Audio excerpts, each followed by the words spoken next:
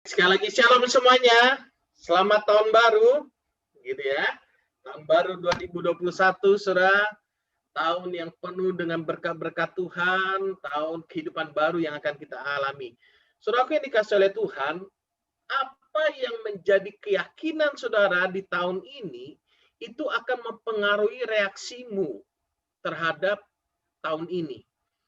Kalau kita selalu berpikiran pesimis, selalu kita berpikiran negatif, saudara, kita berkata, oh tahun ini tahun yang berat, tahun ini tahun yang tidak ada perkembangan, cari kerja susah, untuk berkembang susah, maka reaksi kita akan menjadi pasif, saudara, di tahun ini.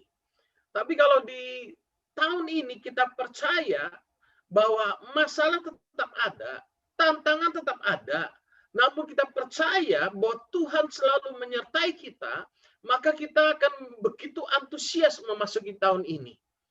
Saudara, tahun ini saya begitu antusias, begitu bersemangat, saudara, ketika merenungkan kebenaran firman Tuhan, luar biasa. Apalagi tema kita tahun ini adalah tahun kehidupan yang baru. Tuhan sedang menyediakan sesuatu yang baru bagi setiap kita. Oleh karena itu, persiapkan diri kita untuk menerima hikmat yang baru, karunia-karunia roh yang baru, berkat-berkat Tuhan yang baru, mujizat-mujizat yang baru, pemulihan yang baru dalam kehidupan kita. Persiapkan diri kita untuk menerima semua yang terbaru yang daripada Tuhan. Saudara, di tahun 2020 mengajarkan kita banyak hal. Hanya karena COVID-19, hanya karena virus yang tidak kelihatan mata, itu bisa merubah gaya hidup dan budaya masyarakat dunia. Zaman tahun 2019, saudara, sebelum ada COVID, orang berjalan dengan begitu bebasnya. Tapi sekarang di negara manapun, saudara, hampir sebagian besar negara, semua negara, saudara, mereka menggunakan masker. Sadar atau tidak, selama kurang lebih 1 tahun, kita sudah mulai beradaptasi dengan budaya yang baru, dengan gaya hidup yang baru, minimal 3M. Menggunakan masker, mencuci tangan, dan menjaga jarak, betul ya? Minimal kita sudah beradaptasi ke sana, saudara. Saudara naik mobil, turun dari mobil, mau belanja di minimarket, di supermarket, saudara menggunakan masker, saudara bawa hand sanitizer, dan sebagainya. Kalau kita renungkan, sesuatu yang tidak kelihatan bisa menebar teror begitu hebatnya. Kenapa? Karena virus ini bisa membawa kematian, saudara yang dikasih oleh Tuhan. Sehingga dunia mengalami goncangan, saudara. Namun ada sesuatu yang secara mata jasmani mungkin tidak kelihatan, saudara. Namun jauh lebih berkuasa dari COVID, yaitu Tuhan kita Yesus Kristus. Mungkin secara jasmani, kita mungkin hanya orang-orang tertentu yang mendapatkan anugerah Tuhan, yang mendapatkan penampakan, yang dapat melihat Yesus yang entah gimana lah, itu kedaulatan Tuhan. Namun kita bisa melihat karya Tuhan dalam kehidupan kita, lewat alam semesta, lewat ciptaan, ketika saudara berlibur ke pantai, saudara ke puncak gunung, saudara lagi di tengah laut, naik kapal, saudara lagi di pesawat, saudara semuanya bisa melihat ciptaan Tuhan yang begitu luar biasa. Bahkan gak usah jauh-jauh, kalau saudara lihat istri saudara di sebelah, saudara bisa mengagumi kecantikannya. Bukankah itu ciptaan Tuhan yang luar biasa? Gitu ya. Nah, jadi kita harus lebih menyadari kehadiran Tuhan daripada kehadiran COVID. Tapi kadang kita lebih menyadari kehadiran COVID daripada kehadiran Tuhan, sehingga kita mengalami ketakutan, saudara. COVID ini seperti aib. COVID itu bukan aib, saudara. Percayalah, kita tidak akan pernah mati kalau sebelum waktunya. Tapi bukan berarti hidup kita boleh sembarangan saja. Kita kan dikasih hikmat sama Tuhan dan kebenaran firman-Nya.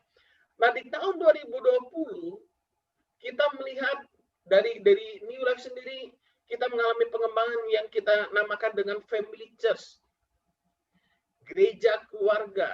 Saya bersyukur buat Bapak Jasmani yang menjadi Bapak Rohani yang selama ini yang mengambil tanggung jawab, berdoa buat anggota keluarganya, yang mengambil tanggung jawab untuk mengajarkan kebenaran firman kepada anggota keluarganya. Saudara, untuk Family Church ini dibutuhkan satu kesadaran, saudara, pentingnya Family Church ini. Saya percaya perkembangan gereja ke depan itu nanti arahnya sekitar 2-3 generasi di bawah kita itu cyber church dan family church, Saudara. Di cyber church kita nggak dapat relasinya, Saudara. Persekutuannya nggak dapat. Itu akan didapatkan di dalam family church, Saudara. Nah, oleh karena itu, Saudara, kita perlu mempersiapkan diri kita, mempersiapkan anak-anak kita, mempersiapkan generasi kita untuk menghadapi perkembangan-perkembangan yang terjadi. Jadi saya sungguh bersyukur buat bapak-bapak rohani yang mengambil tanggung jawab. Saya tahu kita sebagai bapak rohani, bapak jasmani tidak ada yang sempurna. Tapi jangan sampai ketidaksempurnaan kita itu menghalangi kita untuk menyampaikan kebenaran firman Kristus. Berdoa buat keluarga kita, Saudara, menjadi teladan bagi keluarga kita. Oleh karena itu, Saudara, di tahun ini kita akan lebih banyak konsentrasi lagi mempersiapkan bapak-bapak rohani. Family Church. Saya percaya nanti gereja ke depannya itu, Saudara, misalkan kita di New Life sana, New Life di sana jadinya model studio, Saudara. Mungkin ada ruang pertemuan, mungkin nggak terlalu besar, karena kita akan buat pertemuan untuk bapak-bapak rohani, untuk pertemuan untuk pelayan Tuhan, gitu ya, Saudara. Dan ibadah kita bisa online begini, Saudara, itu perkembangan akan perkembangan ke arah sana, Saudara. Nanti ada program untuk ibadah raya, ada pemuda, ada remaja, ada sekolah minggu. Kita berdoa, biarkan Tuhan yang memberikan segala sesuatu yang baru itu. Jadi kita berjalan sesuai dengan apa yang Tuhan berikan dalam kehidupan kita. Kalau tahun 2020 kita beradaptasi dan kebiasaan baru, maka tahun 2021 kita akan beradaptasi dengan roh hikmat dan wahyu yang baru, karunia-karunia, mujizat-mujizat, pemulihan demi pemulihan, kemenangan demi kemenangan yang Tuhan berikan dalam kehidupan kita. Saya percaya di tahun ini pelayanan lewat media akan dipakai Tuhan untuk menjamah orang lain dan melahirkan mujizat demi mujizat. Makanya saudara, waktu saudara beribadah, itu jangan saudara sepelekan. Penting sekali waktu kita beribadah, kita menyediakan waktu khusus untuk bersama-sama memuji, menyembah Tuhan, dan merenungkan kebenaran firman. Kenapa saya katakan ini menjadi hal yang sangat penting? Karena itu adalah kesempatan untuk kita mendapatkan yang terbaik yang daripada Tuhan. Jangan waktu kita beribadah, kita sambil jalan-jalan. Oke lah, sebagian orang kalau setiap minggu begitu terus, wah itu problem, saudara, nantinya. Saudara, memang lebih bagus, oke, saya dengarkan ibadah, ngikutin ibadah dari pantai daripada nggak ngikutin. Oke lah, itu. Tapi kalau setiap minggu begitu, kadang di pantai, kadang di pasar, kadang sambil baring-baringan, saudara akan rugi sendiri karena saudara akan melewati kesempatan yang terbaik yang Tuhan untuk memberkati saudara. Kenapa? Karena lewat pujian penyembahan, saudara waktu mengkhususkan diri untuk beribadah bersama sekalipun lewat online, kuasa Roh Kudus dapat menjamah saudara. Waktu kita berdoa bersama-sama, itu kuasa Roh Kudus bekerja atas saudara. Waktu firman disampaikan, jangan biarkan satupun perkataan firman itu gugur dari hidup saudara. Tapi kalau saudara mendengarkan firman sambil masak, sambil bercanda kiri kanan, sambil ngobrol kiri kanan, saudara akan membiarkan firman itu gugur dalam hidup saudara. Saudara akan kelewatan berkat daripada Tuhan. Makanya di awal tahun ini, saudara, saya ingin menyampaikan pesan ini menjadi penting waktu kita beribadah. Yuk sama-sama khusus buka hati, biarkan Roh Kudus menjamah kita lewat pujian penyembahan, yang lemah dikuatkan, saudaraku, yang mengalami masalah menemukan jalan keluar. Waktu kita mendengarkan firman, biarkan firman itu memerdekakan kita. Setiap perkataan firman itu mengandung kuasa. Jangan lewatkan setiap benih firman dalam hidup saudara. Saudara, ingat, benih firman itu harus jatuh di tanah hati yang baik. Tanah hati yang merindukan dia untuk mengenal dia lebih dalam. Baru dia akan berbuah 100 kali lipat, 60 kali lipat, 30 kali lipat. Mari di tahun yang baru kita persiapkan hati kita untuk segala sesuatu yang baru. Jangan khawatir untuk di tahun ini karena ada Immanuel. Tuhan beserta kita sampai selama-lamanya. Puji Tuhan, di tahun lalu tidak ada satupun keluarga New Life yang dipanggil Tuhan. Saudara, walaupun ada yang melewati beberapa keluarga kena COVID dan sebagainya. Namun saya percaya Tuhan, kalau seandainya ada yang dipanggil Tuhan pun, kita sadar bahwa itu berarti waktunya sudah selesai dan dia sudah bersama dengan Tuhan di surga. Dia berbahagia bersama dengan Tuhan. Itu yang harus kita yakini, saudara. Karena hidup di dunia ini memang sementara. Ada yang muda dipanggil Tuhan. Ada teman saya yang masih muda sudah dipanggil Tuhan. Karena COVID juga. Tapi ada yang sakit jantung, yang sudah nggak tahu parahnya jantungnya, kena COVID, lewat saja. Maksudnya tetap selamat maksudnya. So, jadi jangan sampai COVID membuat kita down, lalu berkata, aku nggak ada harapan hidup. No, selama kita masih bisa bernafas, selama kita masih diberi kesempatan hidup, itu berarti kesempatan untuk kita memuji, menyembah Tuhan, dan kesempatan untuk kita menghasilkan buah-buah yang baik dalam kehidupan kita, menjadi berkat bagi banyak orang, itu masih Tuhan berikan. Saudaraku yang dikasih oleh Tuhan, kita nggak tahu memang apa yang terjadi di tahun 2021. Dunia sedang berubah. Gereja sedang berubah juga, saudara. Bahkan mungkin sahabat-sahabat kita, mungkin dengan adanya COVID, menjadi berubah juga. Terasa kurang dekat dan sebagainya. Namun satu hal yang pasti, Immanuel, Tuhan beserta kita. Amin. Bulan Desember yang lalu kita diberikan tema Immanuel. Itu bukan, saya percaya itu bukan satu tema kebetulan. Kemudian itu juga bukan menjadi tema nasional. Saudara, gereja-gereja di mana-mana kalau saudara lihat semuanya temanya Immanuel, saudara. Yang kali ini benar-benar seragam, saudara. Saya lihat di gereja-gereja semua temanya Immanuel. Artinya apa? Kita anak-anak Tuhan diingatkan, di tengah-tengah badai sekalipun, ada Tuhan yang menyertai kita. Sekalipun 1000 rebah di sisi kiri kita, 10.000 sisi kanan kita, maka itu semua tidak akan menimpa kita. Karena kita berada dalam perlindungan Tuhan yang luar biasa. Amin. Saudara yang dikasih oleh Tuhan, jangan biarkan keadaan mengganggu problem emosional kita. Sehingga hilang damai sejahtera, sehingga kita melakukan kesalahan, bersungut-sungut, mengeluh seperti yang dilakukan oleh bangsa Israel. Saudara. Saya percaya Tuhan sedang membuat sesuatu yang besar.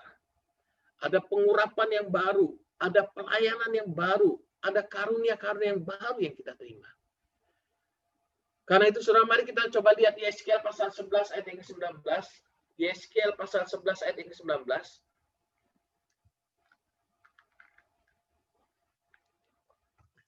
Yeskiel pasal 11 ayat yang ke-19 sampai ayat yang ke-20. Aku akan memberikan mereka hati yang lain dan roh yang baru di dalam batin mereka. Juga aku akan menjauhkan dari tubuh mereka hati yang keras dan memberikan mereka hati yang taat. Hati yang keras telah dijauhkan oleh Tuhan dari hidup kita dan kita diberikan hati yang taat supaya mereka hidup menurut segala ketetapanku dan peraturan-peraturanku dengan setia. Jadi saudara dan saya dilahirkan baru dengan roh yang baru, dengan hati yang baru, dijauhkan dari hati yang keras, tapi diberikan hati yang taat. Justru orang yang menerima roh yang baru, itu lahirnya ketaatan. Supaya mereka hidup menurut segala ketetapanku dan peraturan-peraturanku dengan setia, maka mereka akan menjadi umatku, dan aku akan menjadi Allah mereka. Saudara, supaya mereka hidup menurut segala ketetapanku dan peraturan-peraturanku dengan setia. Jadi saudara jangan percaya pengajar kasih karunia yang seringkali berkata, nggak apa-apa berbuat dosa, ada pengampunan. Betul ada pengampunan. Kita harus ingat, kita menerima kasih karunia bukan kita supaya kita hidup bebas dalam dosa. Justru karena kasih karunia Tuhan, kita telah dimerdekakan dari dosa, kita telah diberikan hati yang taat untuk memuji dan menyembah Tuhan. Yesaya 36 ayat yang ke-26, mari kita lihat. Ini janji Tuhan bagi bangsa Israel saat itu, saudara. Dan janji ini digenapi ketika Yesus datang menebus dosa manusia. Kamu akan kuberikan hati yang baru dan roh yang baru di dalam batinmu. Dan aku akan menjauhkan dari tubuhmu hati yang keras. Dan kuberikan kepadamu hati yang taat. Sekali lagi diulang lagi, saudara. Rohku akan kuberikan diam di dalam batinmu, dan aku akan membuat kamu hidup menurut segala ketetapanku, dan tetap berpegang pada peraturan-peraturanku dan melakukannya.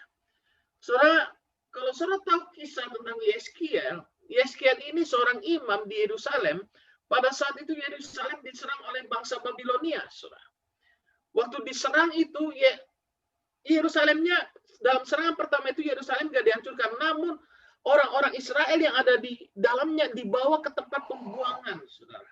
Pembuangan yang pertama, kalau Yeskel ini, zamannya Yeskel ini. Nah, di dalam pembuangan yang pertama itu, saudara, waktu Yeskel berumur 30 tahun, waktu dia lagi 5 tahun setelah dia di tempat pembuangan itu, dia yang seharusnya dilantik menjadi imam pada usia 30 tahun itu di Yerusalem, namun tiba-tiba dia mendapatkan penglihatan Tuhan.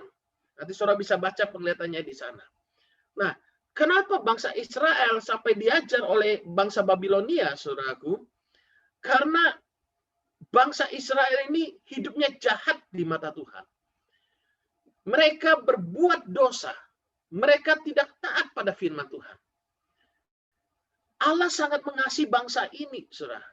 Makanya itulah yang disebut dengan kasih karunia yang sampai sekarang saya nggak bisa mengerti kenapa. Karena bangsa Israel ini bangsa yang keras kepala, tegar tengkuk, berkepala batu, tapi dicintai oleh Tuhan. Namun bukan berarti karena bangsa ini bangsa keras kepala, tegar tengkuk, berkepala batu, mereka bisa hidup dalam keras kepala, tegar tengkuk, kepala batu seenak mereka. Tidak. Tapi Tuhan memberikan hati yang baru dan roh yang baru, Alkitab katakan. Nah, bicara tentang hati, saudara, waktu saya lihat dalam bahasa aslinya, hati ini yang dimaksudkan adalah jiwa kita. Pikiran, perasaan, dan kehendak kita. Roh yang baru, dalam bahasa Ibrani-nya adalah ruah, saudara, itu berbicara tentang nafas. Nafas itu berbicara tentang kehidupan. Kalau tidak ada nafas, tidak ada kehidupan. Makanya tema kita di tahun ini, tahun kehidupan yang baru, new life. Tuhan memberikan saudara nafas yang baru, roh yang baru, dan jiwa yang baru. Waktu saudara menerima Yesus menjadi Tuhan dan Juru Selamat, saudara telah digenapi dengan ayat ini. Saudara dilahirkan kembali dengan benih ilahi. Saudara tentu tahu ayat-ayat yang sudah biasa kita pakai, 2 Korintus 5:17 dikatakan apa? Barang siapa berada dalam Kristus, dia adalah ciptaan yang baru, yang lama sudah berlalu, saudara. Oke, mau tampilkan 2 Korintus 5:17 ada nah? Jadi siapa yang ada di dalam Kristus, ia adalah ciptaan baru. Yang lama sudah berlalu, sesungguhnya yang baru sudah datang. 1 Petrus 1:23, karena kamu telah dilahirkan kembali bukan dari benih yang fana, tetapi dari benih yang tidak fana oleh firman Allah, yang hidup dan yang kekal. Saudara dilahirkan dengan benih ilahi. Saudara telah menerima roh yang baru, dan saudara juga sebenarnya telah menerima jiwa yang baru. Makanya waktu saudara awal bertobat, mau berbuat dosa, rasanya nggak enak, nggak nyaman, nggak pingin kita berbuat dosa, betul ya? Kita menerima habitat yang baru sebenarnya. Namun jangan lupa, kita masih hidup dalam daging.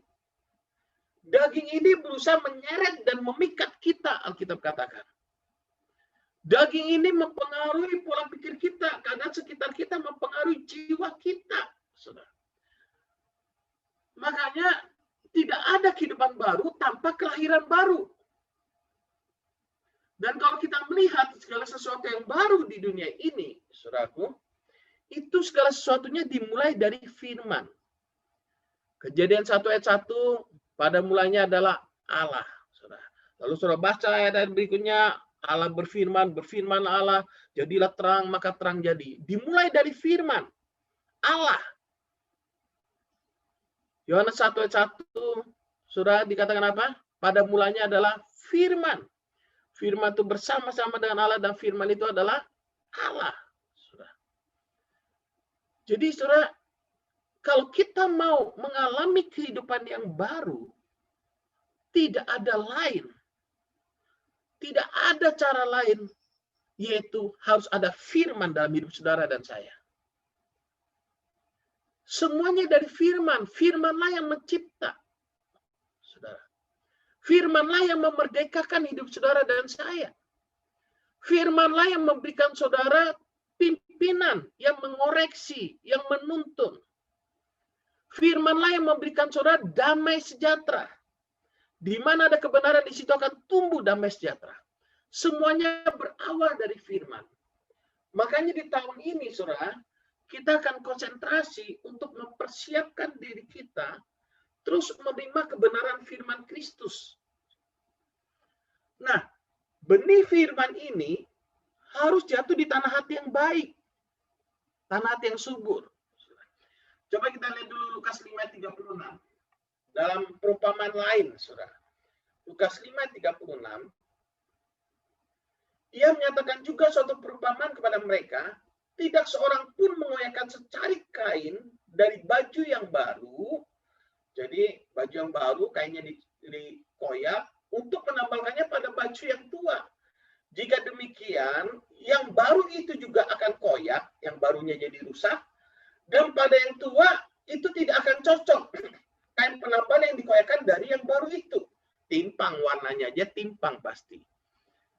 Nah, demikian juga tidak seorang pun mengisikan anggur yang baru ke dalam kantong kulit yang tua. Karena jika demikian, anggur yang baru itu akan mengoyakkan kantong itu, dan anggur itu akan terbuang, dan kantong itu pun hancur. Tetapi anggur yang baru harus disimpan dalam kantong yang baru pula. Apa yang dimaksudkan dengan anggur yang baru pada ayat ini? Kalau saudara lihat di sana, itu percakapan Yesus, saudara, ketika ditanya ada mengapa murid-muridmu tidak berpuasa gitu ya. Murid-murid Yesus tidak berpuasa. Lalu Yesus menjelaskan, lalu bicara tentang ini. Jadi sederhananya, kantong kulit yang lama, yang tua itu bicara pengajaran berdasarkan Taurat. Nah, anggur yang baru itu berbicara tentang Kristus, saudara. Jadi kantong kulit itu gambaran tentang diri kita. Kita ini gak mungkin kita hidup berdasarkan hukum Taurat. Anggur yang baru itu berbicara tentang Kristus yang penuh dan kasih karunia. Kalau Taurat, saudaraku, itu mengandalkan perbuatannya untuk mendapatkan perkenanan Tuhan. Tapi kalau kasih karunia, karena perbuatan Yesus, karena kasih karunia Allah, kita menerima perkenanan yang daripada Tuhan. Nah, kenapa kantong anggur baru nggak bisa ditaruh pada kantong kulit yang lama? Anggur itu, saudara, dia mengalami fermentasi, dia akan memuai, mengembang, saudara. Kalau kantong yang lama yang sudah bekas dipakai ditaruh anggur, lalu dia mengalami fermentasi, maka elastisitas kulitnya itu, kantong kulit yang lama itu sudah nggak ada lagi. Dia menjadi keras. Jadi kalau anggur yang lama itu dikeluarkan lalu diisi anggur yang baru, ketika anggur baru ini fermentasi, saudara, maka kantong kulitnya akan pecah dan anggur itu akan terbuang semuanya dan menjadi sia-sia. Nah, kantong kulit ini berbicara, jangan sampai kita masih hidup pakai cara pikir, pola pikir kita yang lama. Kantong kulit yang baru berbicara kita harus mengikuti apa yang diajarkan oleh Yesus. Sekalipun itu bagi kita terasa tidak nyaman, terasa rasanya, kok susah sih, kok kesannya nambah beban sih. Enggak, saudara. Jadi anggur yang baru itu berbicara Injil, kebenaran kerajaan Allah. Bicara tentang kebenaran kasih karunia Tuhan. Tapi kalau anggur yang lama itu berbicara tentang hukum Taurat. Nah, kantong kulit yang baru itu bicara diri kita. Kalau kita tidak dilahirkan baru, kita masih manusia lama, kita nggak akan bisa menerima anggur yang baru ini karena kita akan menyalahgunakan kasih karunia Allah. Oleh karena itu, nubuatan yang disampaikan pada Yeskiel, maka kita diberikan roh yang baru, hati yang baru, sehingga waktu kita menerima kasih karunia Tuhan, kita tidak mengartikan itu, oh itu seenak-enak kita, nggak disiplin nggak apa-apa, ada kasih karunia Tuhan. Oh berbuat dosa nggak apa-apa, ada kasih karunia Tuhan. Oh nanti Tuhan tuh sekalipun aku malas, Tuhan pasti memberkati aku. Itu pengajaran yang salah, saudara. Itu dia masih pakai kantong kulit yang lama, diisi anggur yang baru, jebol pasti. Makanya ketika kita melihat Alkitab secara keseluruhan, kita akan mengerti kebenaran kasih karunia itu sungguh luar biasa.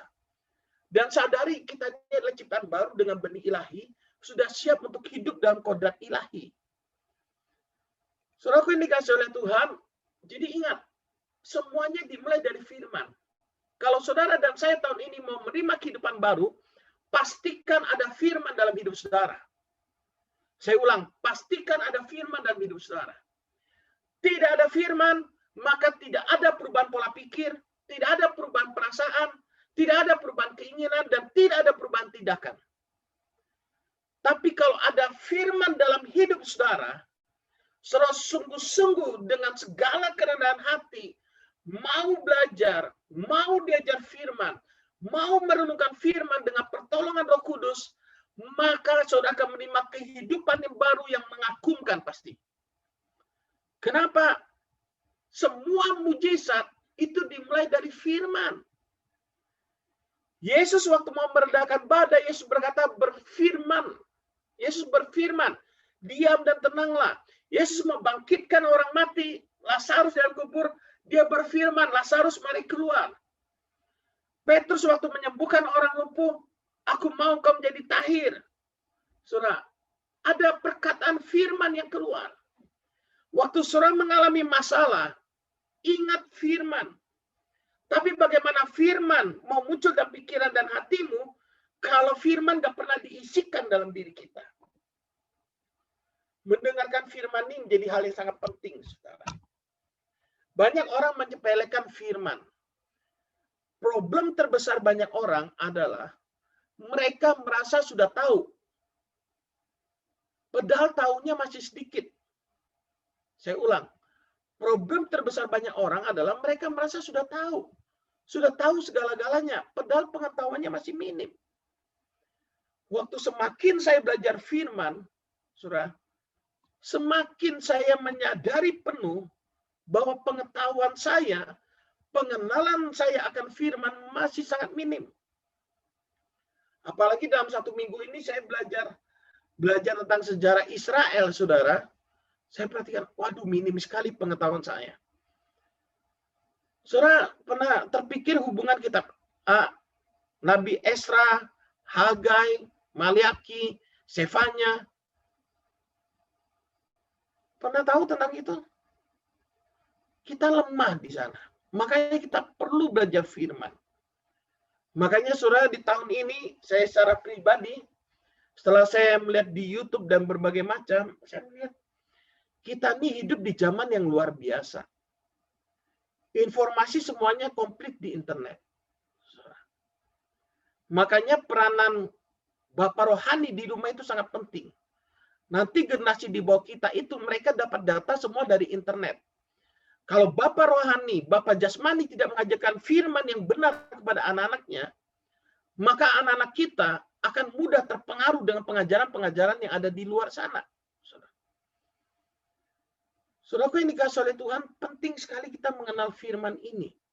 Makanya di tahun ini saya pribadi juga berkomitmen, saya akan berusaha untuk bertekun, untuk bukan hanya membaca Alkitab dari awal sampai akhir, tapi dapat memahami. Nah, bagaimana untuk kita dapat memahami firman ini, saudara? Kita mengalami kesulitan memahami firman karena kita nggak mengerti alur ceritanya. Kita baca Yeskel tadi, langsung apa ya, kenapa ya? Janjinya begitu, apa maksudnya pembuangan? Emangnya pembuangannya ini, apa yang terjadi dalam Israel saat itu? Karena kita nggak mengerti sejarah, kita nggak mengerti alur ceritanya, gambaran secara keseluruhan dari Alkitab, atau per kitab kita tidak mengerti, makanya kita baca Alkitab itu jadi bingung. Nah, tapi kita bisa mengerti Alkitab itu dengan begitu menarik ketika kita mengetahui gambaran besar. Misalkan kitab Imamat. Yang kita baca cuma peraturan-peraturan. Tapi kalau kita baca secara keseluruhan kita mengerti, oh kita mengerti apa maksud Tuhan dengan peraturan tersebut. Apa tujuan Tuhan. Apa akibatnya kalau mereka tidak mengikuti apa yang Tuhan sudah berikan pada mereka dan sebagainya. Nah, karena itu saudara nanti mau ikut bersama-sama dalam 1 tahun ini, 1 tahun itu kan ada 52 minggu ya, sekitar 52 minggu. Kitab kita tuh ada 66 pasal. Kalau 1 minggu 1 pasal saja, berarti dalam 1 tahun kita, 1 pasal. 1 minggu 1 kitab, kita menyelesaikan 52 kitab. Tapi kan ada kitab-kitab yang pendek. Berarti ada yang dalam 1 minggu kita menyelesaikan 2 kitab. Nah, mungkin saudara sudah mencoba baca Alkitab dari awal sampai akhir, kemudian capek, ngantuk, dan sebagainya. Kita pergunakan teknologi. Saya sudah kirim saudara, misalnya kita mau baca kitab Kejadian. Kita tahu dulu apa sih inti dari kitab Kejadian. Nanti saudara lihat di Alkitab saudara, sebelum saudara mulai baca kitab Kejadian, saudara baca dulu intronya Alkitab, pengantarnya kitab Kejadian itu apa. Saudara bisa lihat di Android saudara. Kalau saudara bingung, saudara bisa tanya sama saya. Saya tunjukkan pada saudara, saya ajarin saudara bagaimana saudara melihat pengantar kitab, siapa yang menulis, tahun berapa ditulis, bagaimana saudara melihat, oh ayat ini tafsirannya apa ya, menurut para ahli, gitu ya. Oh ini kata misalkan talenta, talenta ini artinya apa ya? Saudara bisa lihat di kamus Alkitab, itu semua ada di handphone saudara. Saudara mau tahu Yerusalem itu di mana ya dalam peta? Itu semua ada di handphone saudara sudah. Nah, saking kita ini nggak tahu menggunakannya, sudah.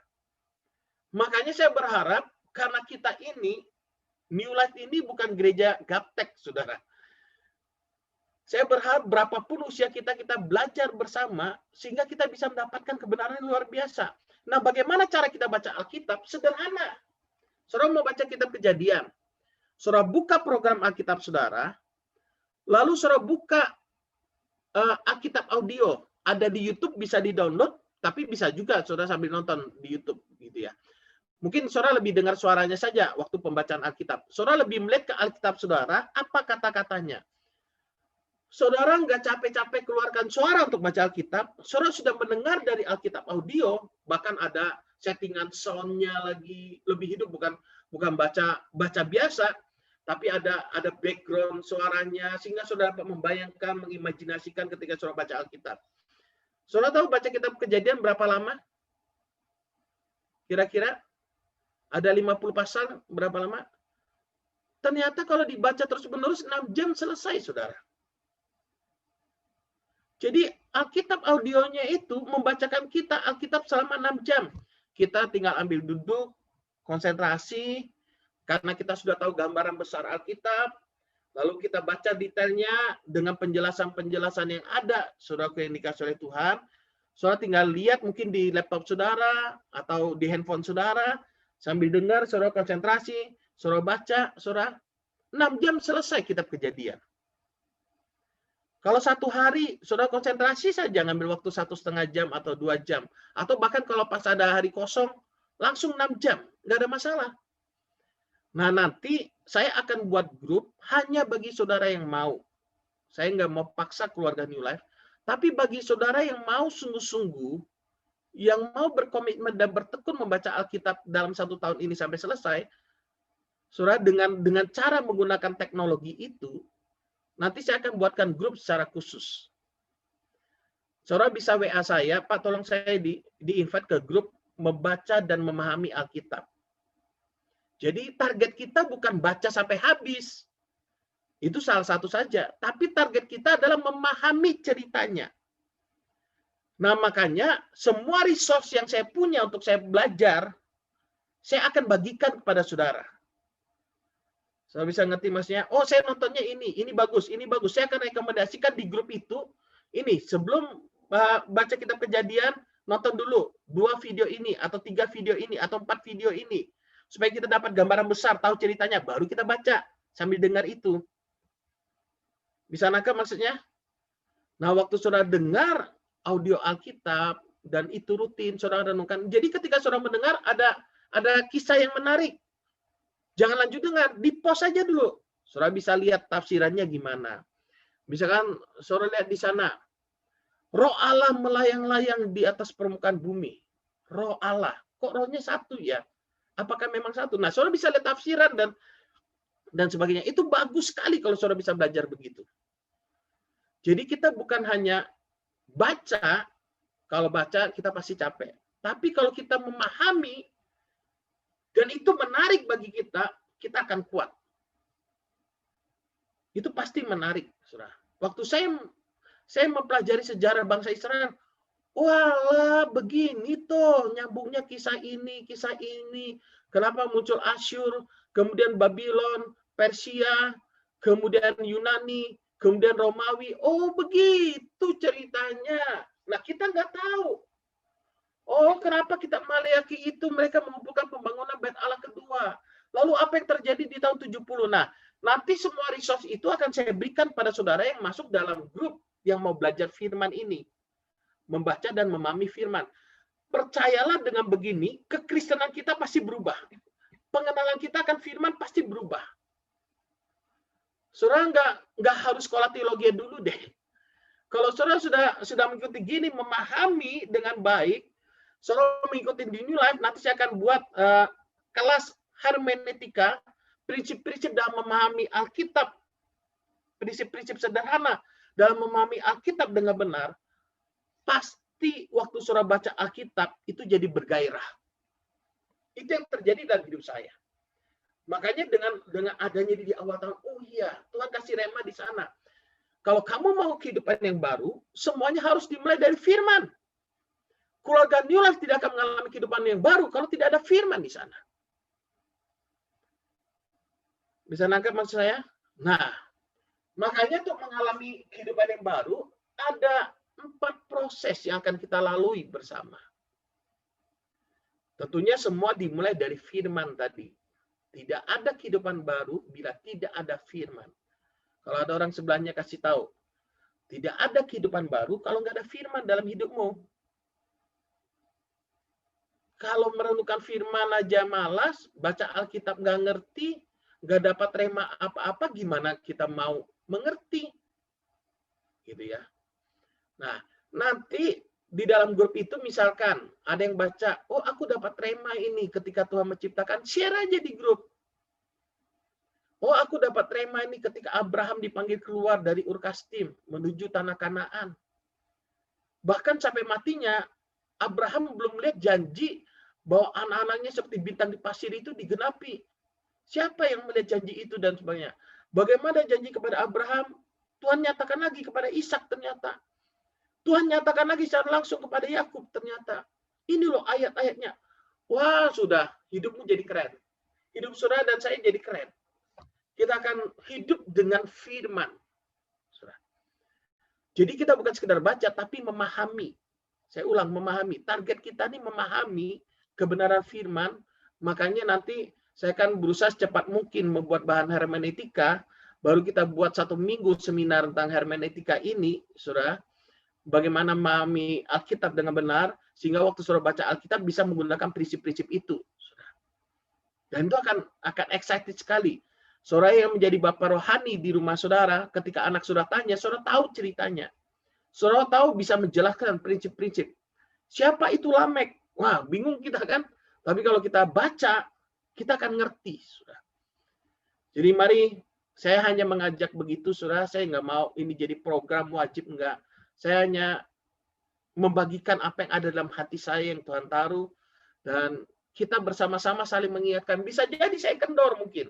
Karena kesibukan aktivitas, misalkan minggu ini saya nggak baca kitab Kejadian, kan kalau ada grup kan di list nanti kan, kayak FC. Siapa yang sudah FC? 1, 2, 3. Nah ini juga, oke, setelah yang sudah selesai kitab Kejadian, 1, 2, 3, siapa-siapa, kan enak kita saling mengingatkan. Di satu sisi nanti yang ketinggalan berusaha mengejar.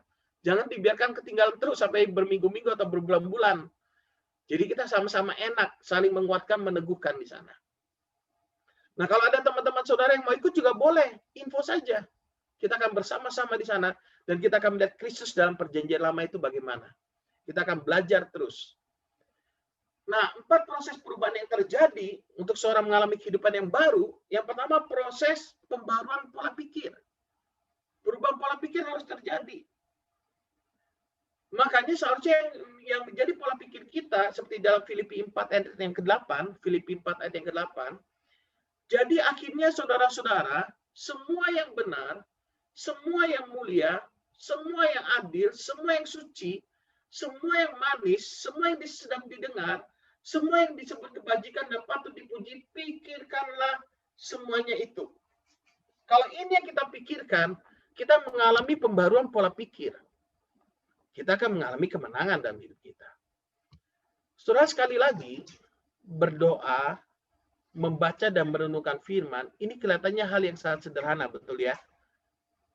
Tapi berapa banyak kita yang rutin, termasuk saya, ini bukan untuk saudara, ini untuk saya khususnya. Saya dosen, tapi saya kurang disiplin dalam membaca dari Kejadian sampai Wahyu. Makanya di tahun ini, saya pikir, saya lihat, oh ya ini sudah banyak tools yang bisa kita pakai, dan memahami firman itu jadi menarik, saya mulai. Kalau saudara mau ikut, saudara boleh WA ke saya, kita akan buat grup mulai hari ini nanti. Supaya saudara tidak ketinggalan, mumpung ini masih tanggal 3 kan? Kan? Jadi kita akan baca kitab Kejadian sampai hari Sabtu nanti. Saudara cukup dengar dari MP3-nya itu, saudara nonton, saudara dengar, saudara bisa berbagi. Nah, kalau saya berharap semua yang ikut pembacaan Alkitab ini aktif, saling berbagi satu sama lain. Supaya kita remanya itu kan makin banyak yang kita dapat gitu ya. Jadi yang penting itu kita memahaminya. Nah, berdoa, membaca dan merenungkan firman seperti termasuk kita ibadah begini, kenapa saya bilang saya berharap saudara benar-benar konsentrasi. Kalau karena sinyal, video boleh dimatikan, tapi kalau bukan karena sinyal, pastikanlah saudara on gitu ya. Supaya apa? Saudara mendisiplin diri juga. Enggak ibadah sambil tidur-tiduran. Saudara, dalam ibadah kita harus menghormati Tuhan, menghormati Roh Kudus dalam hidup kita. Kalau saudara nggak menghormati Roh Kudus, bagaimana Roh Kudus mau menjamah saudara? Saudara cuek dengan orangnya. Kalau saya ke rumah Leo cuek, nggak ngurusin saya, nggak terima saya, cuman dia terus ketawa-ketawa sama Wida. Ya pulanglah saya, dicuekin. Gitu ya. Untuk Roh Kudus nggak gampang kepahitan seperti itu ya. Tapi saya percaya event-event seperti ini sangat penting untuk kita perhatikan. Ibadah begini kelihatannya sepele. Sebagian orang merasa, aduh kalau online nggak ibadah. Siapa bilang? Roh Kudus ada dalam diri saudara. Roh Kudus dapat menjamah, melakukan mujizat dalam hidup saudara. Melalui doa, lewat handphone, lewat Zoom, dan sebagainya. Bahkan saudara berdoa di rumah saudara sendiri masing-masing. Roh Kudus ada di sana. Makanya saya ingin mengajarkan kita untuk mengambil sikap menghormati Roh Kudus dalam hidup kita. Menghormati betul-betul Roh Kudus dalam hidup kita. Apa yang ada pada saudara dan saya bukan milik saudara dan saya. Kesehatan kita pun miliknya Tuhan. Kita boleh sehat itu semua karena anugerah Tuhan. Saudara, uang yang saudara punya itu bukan milik saudara dan saya, itu punya Tuhan. Hidup saudara itu punyanya Tuhan. Hidup kita itu punya Tuhan. Mari kita bertanggung jawab di hadapan Tuhan tentang hidup kita. Saudara, ibadah itu, saudara, kalau saya ilustrasikan, kalau dalam curhat saya sudah pernah pakai ilustrasi ini, seperti seorang penebang pohon, saudara. Seorang pengusaha punya suatu area lahan, saudara, dia ingin menebang, membuka lahan, saudara. Lalu dia mencari seorang penebang pohon. Seorang penebang pohon ini, saudara, waktu disepakatin gaji dan sebagainya, oke, mulai besok dia bekerja. Dikasih sebuah kapak kepada penebang pohon itu. Hari pertama dia menebang pohon itu, semangat sekali dia. 8 pohon dia bisa tebang. Hari kedua, wah, pagi sampai sore dia kerja, semangat sekali. 8 pohon lagi. Minggu pertama 8 pohon. Minggu kedua mulai menurun jadi 7 pohon. Minggu ketiga nurun lagi jadi 6 pohon. Pas di penghujung bulan, minggu terakhir, jadi 5 pohon, sudah nggak kuat dia. Dia pikir, mungkin aku terlalu lelah, aku sudah nggak kuat lagi nebang pohon ini. Kenapa aku tidak memenuhi targetku? Nebang pohon yang pertama 8 pohon, gitu kan. Seharusnya setiap hari aku harus menebang 8 pohon. Akhirnya di akhir bulan, dia datang kepada pengusaha itu, dan dia berkata gini, Pak, mungkin aku sudah nggak cocok dalam pekerjaan ini. Tenagaku kelihatannya sudah berkurang. Aku sudah nggak memenuhi target lagi. Seharusnya kan satu hari saya bisa tebang 8 pohon. Ternyata kemampuanku hanya 5 pohon saat ini, Pak. Sudah nggak bisa lagi, aku nggak tahu kenapa. Pengusaha ini dengan tenang, dia berpikir apa akar permasalahannya. Lalu dia bertanya kepada penebang pohon itu, pernahkah kamu mengasah kapak yang kamu pergunakan untuk menebang? Dia bilang, saya nggak sempat Pak mengasah kapak saya, terlalu sibuk bekerja. Pagi bangun sampai sore saya bekerja, saya kelelahan, habis bekerja saya makan, mandi, tidur. Udah, begitu saja setiap hari kerjaan saya Pak. Oh, pengusaha ini mengerti akar persoalannya. Kenapa kamu hanya bisa menebang pohon 5? Karena kamu nggak pernah mengasah kapakmu. Waktu kamu awal bekerja, saya memberikan kamu itu kapak yang baru, kapak yang masih sangat tajam. Tapi karena kamu pakai sudah setiap hari seminggu, dia mulai berkurang ketajamannya. Pakai lagi seminggu lagi, berkurang lagi ketajamannya. Makanya kamu menjadi kelelahan. Mulai sekarang, kamu harus punya waktu untuk mengasah kapakmu. Bagaimanapun asah kapakmu setiap hari. Maka kamu akan kembali menebang 8 pohon. Ya ikuti saran pengusaha itu benar kembali ke 8 pohon. Nah, apa artinya mengasah kapak ini? Dari ilustrasi ini maksud saya begini. Kalau saudara hanya prinsip hidup saudara dengan pewahyuan yang lama, dengan anggur yang lama, tidak mengikuti roh hikmat dan wahyu yang diberikan kepada saudara untuk mengenal Tuhan melalui New Life, melalui saya sebagai seorang gembala, saudara akan ketinggalan. Hidupmu akan begitu-begitu saja.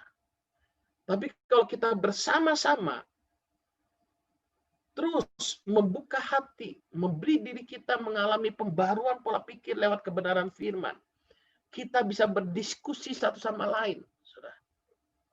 Maka saya percaya pembaruan pola pikir ini akan membawa kita kepada kehidupan yang baru. Waktu bangsa Israel keluar dari perbudakan bangsa Mesir, dia mentalnya mental budak, pola pikirnya pola pikir budak. Pola pikir budak itu maunya carinya enak sendiri, tidak berpikir panjang, mengasihani diri sendiri. Akhirnya dia bersungguh-sungguh dan memberontak. Kita harus mengenakan pola pikir pahlawan. Makanya waktu Gideon, saudara, Gideon yang seorang pengecut, waktu dia dipanggil Tuhan, Tuhan beritahu dia, malaikatnya, hai engkau pahlawan yang gagah berani. Gideon masih nggak yakin.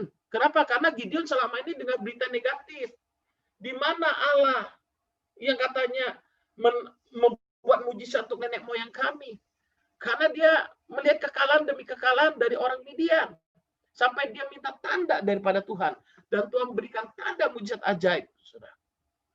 Dan akhirnya Gideon mengenal siapa Tuhannya. Pola pikirnya berubah. Karena dia mendengar apa yang Tuhan katakan. Tapi kalau orang tidak mau mendengar dan tidak mau mentaati apa yang Tuhan katakan, pola pikirnya nggak akan berubah. Saudara, waktu kita memprioritaskan Tuhan dalam kehidupan kita, maka kita akan menikmati segala berkat Tuhan. Tapi karena dia tidak mau memprioritaskan Tuhan dalam hidupnya, ya hidupnya tidak berubah. Sudah diberitahu, yuk kerja yang semangat. Kita, kalau dulu kita, tahun lalu kita nggak punya tujuan, nggak punya mimpi, tahun ini kita punya mimpi, kita punya perencanaan, saudara. Perencanaan untuk pertumbuhan kerohanian, perencanaan dalam pekerjaan kita, minimal untuk pertumbuhan kerohanian. Saudara yang sudah berkeluarga, sekali lagi saya mengajak saudara dengan segala kerendahan hati. Saya memohon saudara untuk bisa berjalan dalam panggilan Tuhan dan menjalankan fungsi saudara sebagai bapa rohani di rumah saudara, sebagai ibu rohani bagi anak-anakmu. Tapi saudara sebagai bapa rohani, sebagai ibu rohani, gak akan bisa memberi makanan rohani kalau saudara sendiri tidak makan makanan rohani. Makanya dengan segala kerendahan hati saya berharap saudara semua beri dirimu untuk belajar dan diajar oleh firman. Asah kapakmu. Sehingga ketika badai datang dalam hidupmu, firman itu akan menghibur, menguatkan saudara. Tapi kalau saudara nggak pernah mengasah kapak saudara, saudara nggak akan bisa mengalahkan badai. Tapi kalau saudara mengenal firman, saudara mengerti tujuan Tuhan, saudara mengerti bahkan sampai ke dalam kekekalan, saudara dan saya akan kuat dalam menghadapi badai. Saudara bisa mengerti maksud saya? Kalau nggak ada firman, kita nggak kuat loh. Benar-benar kita nggak bisa tahan menghadapi persoalan. Barusan dicuekin dikit aja sudah baperan kita. Gimana kita? Barusan difitnah orang sedikit sudah mau bela diri, mau pakai parang. Saudara yang dikasih oleh Tuhan, barusan disinggung sedikit sudah pasang status di Facebook. Jelas-jelas, apalah kita ini. Masih model begitu. Gimana kita ini mau kuat dalam Tuhan kalau nggak ada firman? Pola pikir yang salah kita buang, pikiran-pikiran negatif, kegagalan-kegagalan. Taruh pikiran yang benar. Semua baik, suci, mulia, manis, dan dengan sebut kebajikan, saudara. Taruh prinsip-prinsip kebenaran firman dan pikiran kita. Hidupi. Rasakan nikmatnya firman. Itu luar biasa, saudara.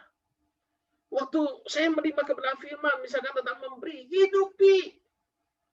Saudara akan merasakan nikmatnya firman. Hidupi kehadiran Kristus dalam rumah tanggamu, kasih sayang.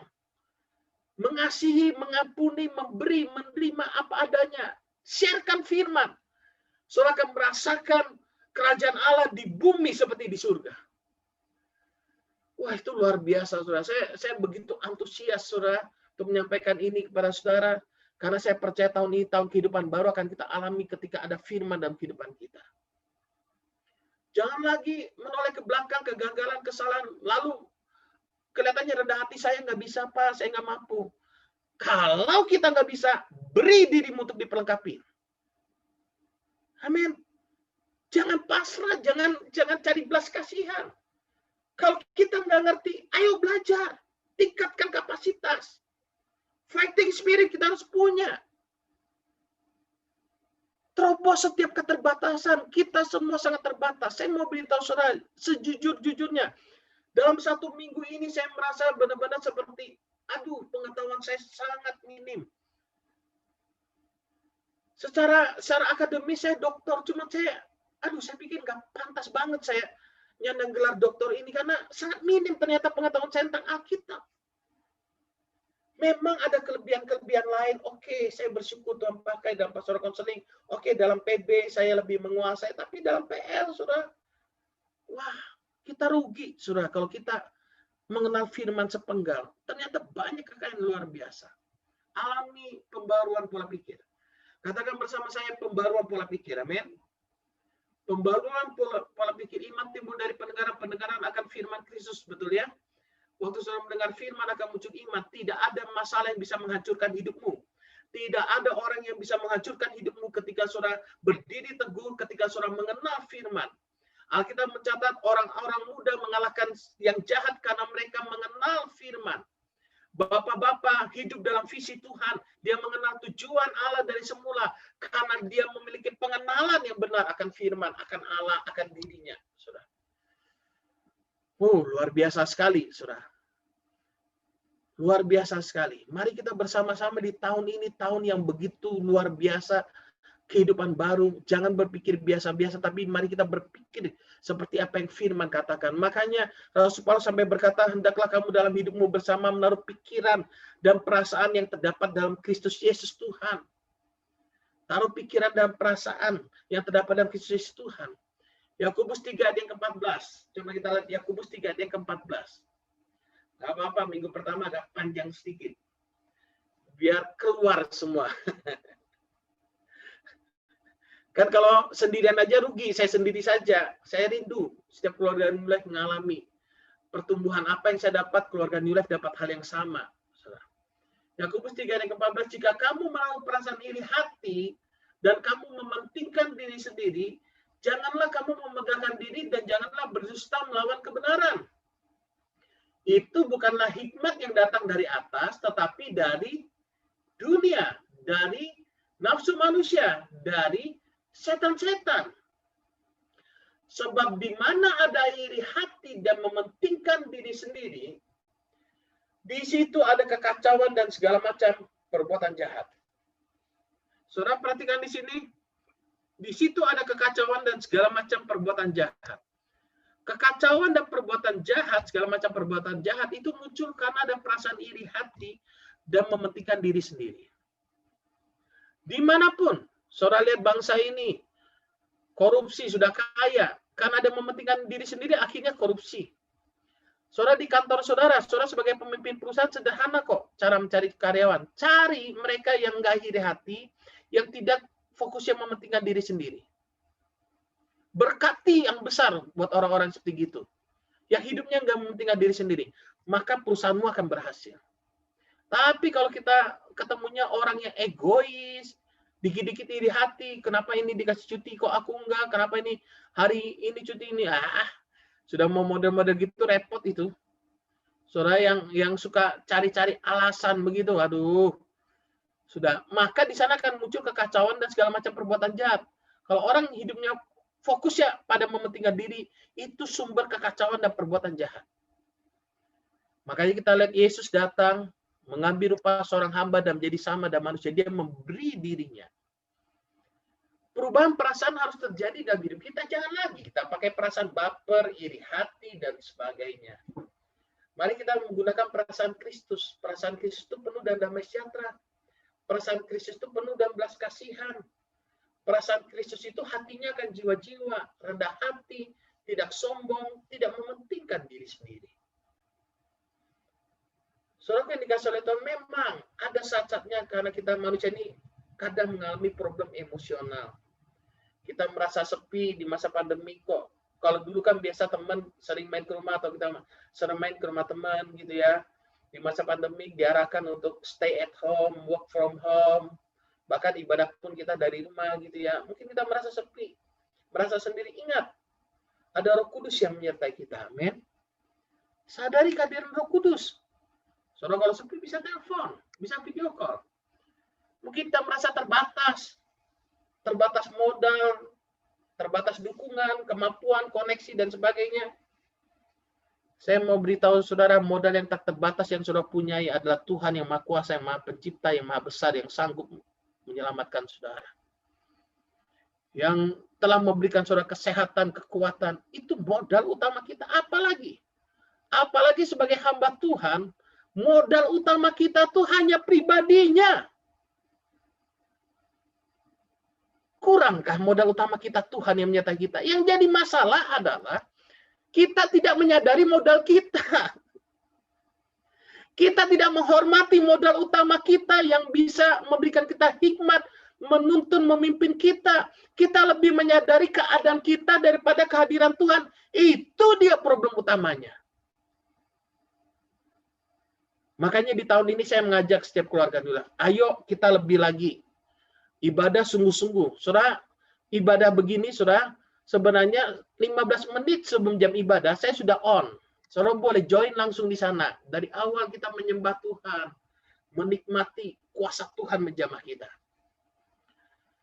Yang ketiga, saudara, yang pertama, proses pembaruan pola pikir, proses pembaruan perasaan, ada kebenaran, ada perasaan yang baru yang Tuhan berikan.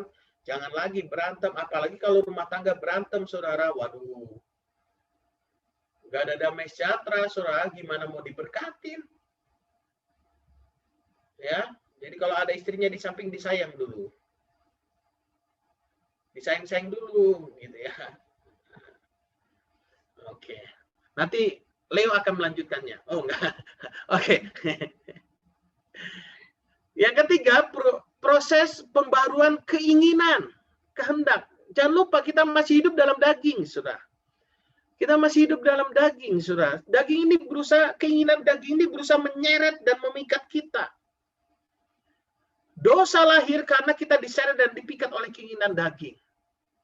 Bangsa Israel sebagian besar tidak masuk dalam tanah perjanjian, nanti saudara baca dalam 1 Korintus 10, karena mereka menginginkan hal-hal yang jahat. Seperti penyembahan berhala, mereka berfoya-foya, mereka berbuat cabul, saudara. Sehingga Tuhan tidak membawa mereka masuk dalam tanah perjanjian. Itu menjadi contoh bagi kita. Saya percaya kasih karunia Tuhan 100%. Namun untuk saudara hidup dalam dunia ini, saya percaya Tuhan telah memberikan firman-Nya. Untuk kita menghidupi firman-Nya.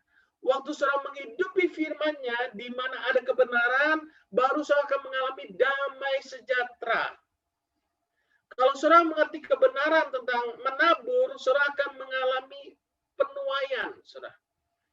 Satu pertanyaan bagus, saudara. Dina kalau nggak salah yang tanya sama saya. Ishak itu kan naburnya nabur benih. Dia menuainya kan 100 kali lipat. Nah, kalau kita menabur buat pekerjaan Tuhan, apa ada dasar ayatnya? Ada banyak. Saudara perhatikan saja ayat nanti. Barang siapa menabur sedikit, menuai sedikit. Lalu saudara lihatlah yang Paulus berkata, Allahku akan memenuhi segala keperluanmu menurut kekayaan dan kemuliaannya. Itu kan menabur buat pekerjaan Tuhan. Banyak. Tapi kita menabur bukan karena kayak investasi. Bukan. Biarlah kita menabur karena kita sadar kita telah diberkati dan kita turut dalam pekerjaan Tuhan, mengambil bagian, dan kita akan menerima upah bukan hanya di dunia ini saja, tapi di dunia akan datang. Saya bersyukur keluarga New Life luar biasa, saudara. Kalau saudara yang belum terlibat, ayo bersama-sama masih. Saya rindu semua kita merata diberkati oleh Tuhan. Sampai saat ini, semua full timer tidak ada yang kekurangan. Sampai saat ini sembako terus dibagikan. Sampai saat ini justru di masa pandemi kas kita tuh plus. Karena kita juga nggak ada makan-makan kan. Jadi kita plus. Jadi kita bisa memberkati keluarga New Life yang dalam pergumulan. Jangan sungkan-sungkan datang ke New Life ini rumahmu. Kalau saudara butuh sembako tinggal datang dan ambil. Mau sebulan 2 kali boleh kalau memang terbatas kita. Tapi ingat mentalnya jangan mental meminta. Kalau saudara bisa cukup, saudara memberi, gitu ya. Jadi itu mentalnya kita, saudara. Dan saya berpesan betul-betul, jangan sampai ada yang berhutang hanya untuk makan. Kalau saudara nggak mau jadi budak, jangan berhutang. Kalau untuk makan saudara berhutang, itu berarti saudara sudah menempatkan dirimu sebagai budak. Kenapa? Karena engkau bekerja hanya untuk membayar hutang makanmu. Makanya kalau saudara bisnis pun, pesan saya, jangan sampai hutang saudara ke bank lebih besar daripada aset yang saudara punya. Itu berarti engkau berada dalam posisi minus. Nggak boleh. Kalau bisa aset rumah, itu jangan sampai dipakai untuk yang lain-lain. Kalau saudara yang sudah punya rumah. Saudara, yuk mari kita bersama-sama menghidupi prinsip kebenaran firman. Perubahan, pembaruan pola pikir, pembaruan perasaan, pembaruan keinginan. Jangan sampai karena keinginan saudara berhutang di sana sini. Misalkan, pinginnya berlibur ke Bali. Banyak yang lagi ke Bali nih fotonya bagus-bagus. Keuangan lagi mepet. Lalu ada tawaran kredit, berhutang untuk berlibur. Ada banyak godaan untuk kita dikuasai oleh keinginan. Ditawarin, ayo Pak mau ke Israel. Murah Pak. Bapak punya uang 5 juta aja bisa ke Israel. Wih, murah kali. Kok bisa? Iya, sisanya kredit Pak. Saya pikir bego sekali saya. Israelnya 11 hari pulang mikirin utangnya kan. Ngapain? Kendalikan keinginan kita. Amin. Biarlah pikiran dan perasaan Kristus, keinginan Kristus yang ada dalam hati kita. Nah, kita yang masih muda harus pintar-pintar mengelola keuangan.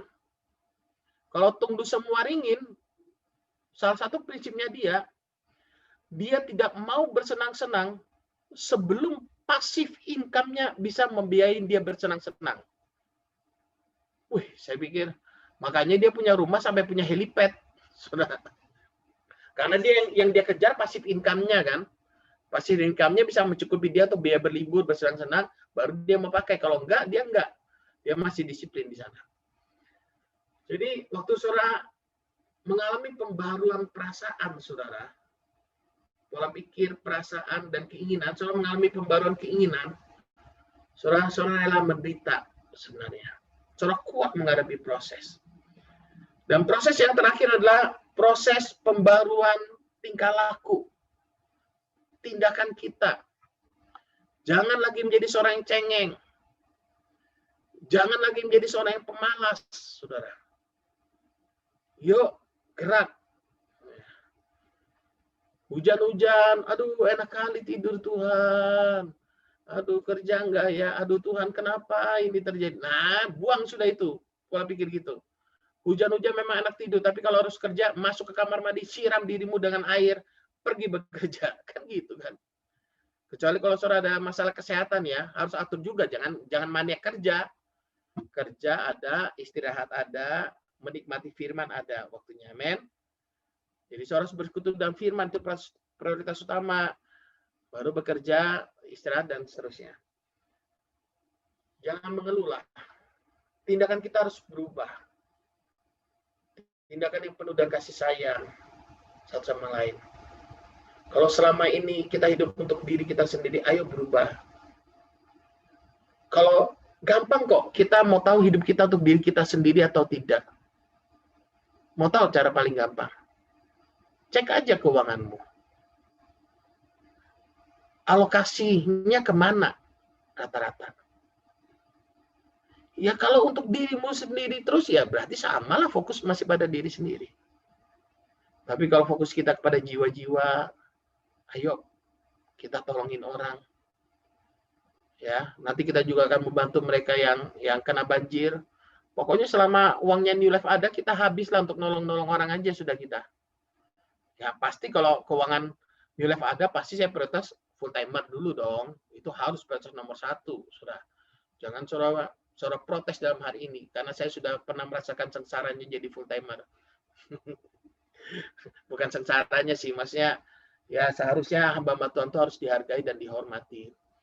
Kemudian baru kita prioritas berikutnya menolong semua orang. Saudara yang dikasih oleh Tuhan, yuk tahun 2021 nggak ada lagi kebohongan yang kita sembunyikan. Saudara hidup transparan apa adanya aja. Orang bisa melihat kita luar dan dalam hati kita yang sesungguhnya gitu ya.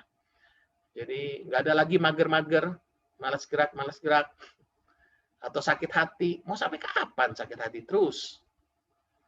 Kecewa, mengasihani diri sendiri, keputusasaan, baper, sudah. Kita buang semuanya, amin. Amin. Kita masuk dalam proses yang benar. Mari katakan bersama saya akan mengalami proses pembaruan pola pikir. Yang kedua, pembaruan perasaan. Yang ketiga, pembaruan keinginan. Yang keempat, pembaruan tingkah laku. Yuk, mulai rubah tingkah laku kita. Mumpung awal bulan nih. Ya, mumpung minggu pertama di bulan Januari di tahun 2021. Mari kita bersama-sama semua prioritas hidup kita arahkan kepada Kristus. Amin. Amin. Jangan lagi ada perbuatan daging dalam hidup kita. Oke, jadi itu pesan kebenaran firman kita semua pada hari ini. Terus alami upgrade, pembaruan itu. Nanti saudara yang mau bergabung dalam pembacaan Alkitab yang menyenangkan, membaca dan memahami Alkitab, saudara boleh WA saya, nanti saya akan invite ke grup. Hanya yang mau saja. Hanya yang mau berarti kan dalam arti gini, siap untuk ketika nggak baca, siap ditanya, dibantu. Apa sih kesusahannya? Gitu kan. Jadi jangan, kan ada orang-orang yang nggak mau komitmen, nggak mau ditanya, kan repot kita ini. Sudahlah, kita harus menjadi dewasa. Kalau kita kelewatan, ya kita beritahu, aduh minggu ini saya sibuk sekali Pak. Ayo dikejar, ayo. Bisa. Nah gitu nggak ada masalah, enak. Dan tahun ini juga saya akan membuat pertemuan untuk bapak-bapak rohani yang ada di FC. Suami istri, nanti kita akan buat pertemuan, kita akan berfellowship, terus memperlengkapi, baik memperlengkapi Sun Foundation 1, Sun Foundation 2, kemudian kita juga memperlengkapi hermeneutik, bagaimana memahami Alkitab dengan benar, nanti ada homiletik tahun ini. Jadi target saya, konsentrasi saya di tahun 2021 ini adalah memberikan firman buat bapak-bapak rohani. Sudah. Tentunya penginjilan tetap jalan ya, dan curhat bersama dan New Life, tetap jalan juga, dan kita berdoa tahun ini, apapun yang terjadi, baptisan harus terus terjadi, amin. Karena Tuhan akan memakai kita melalui media, melalui hubungan kita dengan teman dan sebagainya. Oke? Jadi itu, mari kita siapkan hati kita untuk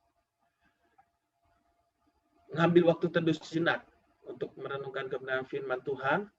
Nanti ini boleh pimpin kita dalam doa ya.